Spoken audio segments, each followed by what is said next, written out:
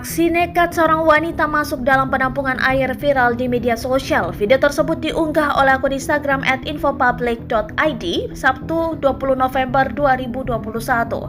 Bukan tanpa alasan, wanita tersebut rela bersembunyi di penampungan air karena meminjam kamera namun tak dikembalikan.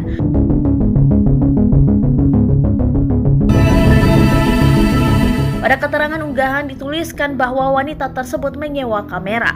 Namun, setelah 2 minggu tak dikembalikan, wanita itu malah kabur. Alasannya karena ia sedang pergi ke salah satu daerah di kota Makassar.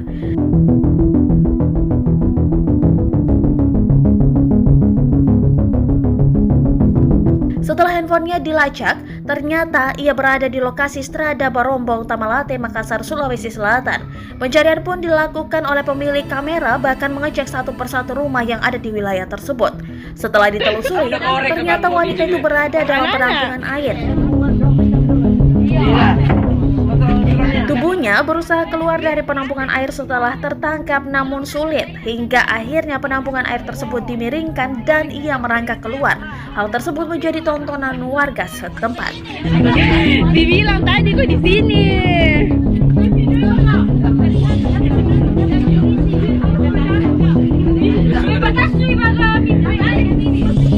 Nekatnya. Ada.